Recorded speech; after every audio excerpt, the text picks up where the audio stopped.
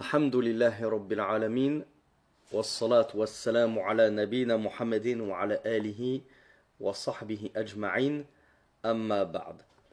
Donc on se retrouve aujourd'hui pour une flopée de questions-réponses autour du Coran. On avait vu hier le fait de voyager vers une autre mosquée que notre mosquée habituelle, mais non pas uniquement dans le but de la visite de cette mosquée, parce qu'elle aurait un quelconque caractère spécial ou qu'elle aurait une quelconque valeur à nos yeux, mais plutôt pour étudier la science auprès d'un cheikh ou écouter la récitation d'un bon lecteur du Coran, et c'est le seul qui, dans nos environs et dans les alentours, lit correctement le Coran, eh bien il n'y a pas de mal à cela. Et le prophète sallallahu alayhi wa sallam avait dit: Man salaka tariqan yaltamisu fihi ilman sahhalallahu lahu bihi tariqan ila al-jannah. Donc comme vous le savez, dans un hadith rapporté dans l'authentique de Muslim, le prophète sallallahu alayhi wa sallam a dit: quiconque emprunte un chemin pour rechercher la science, c'est-à-dire par ce chemin-là, il compte aller étudier la science, eh bien Allah lui facilitera un chemin vers le paradis.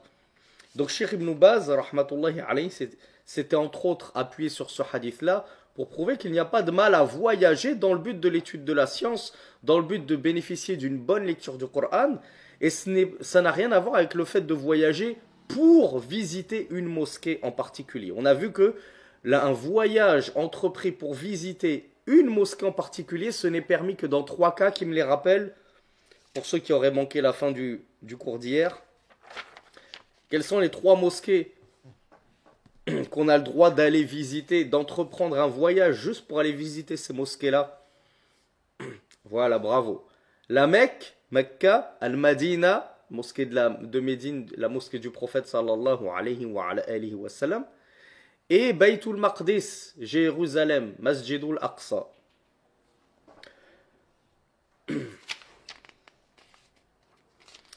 Alors, la question suivante, elle va porter sur les mérites de Surat Al-Ikhlas.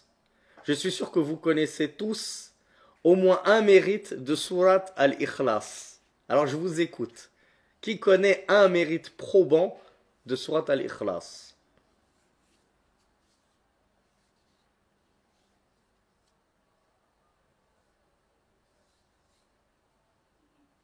Voilà, vous le savez tous, Surat Al-Ikhlas en mérite, elle vaut le tiers du Coran.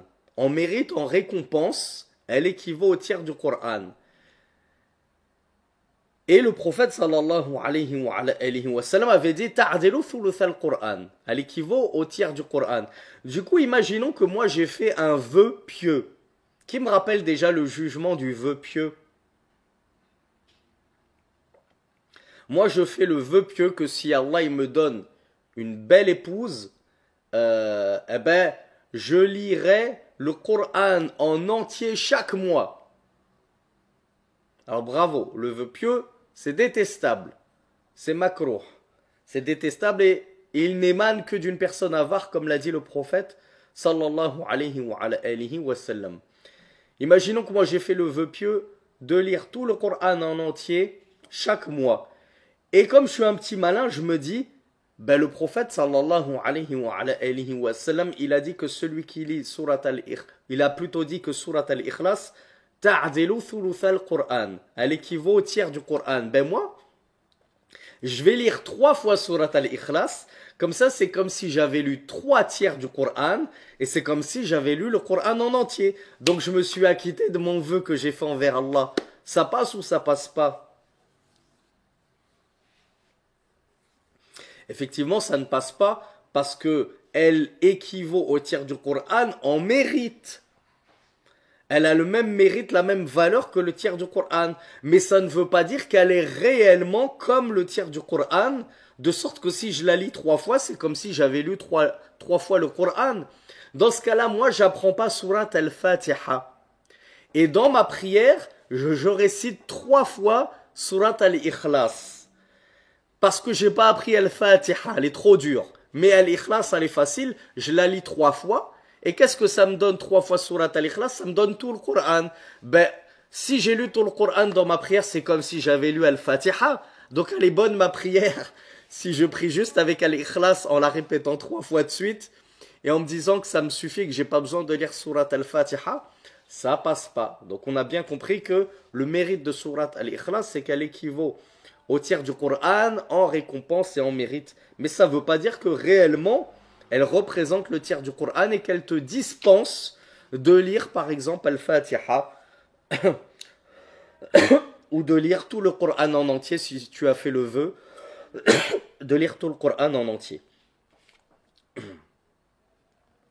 Donc voilà pourquoi la question a été posée à la Lajna Daïma et voilà ce qu'ils ont répondu. Ils ont répondu ce que je viens de vous expliquer.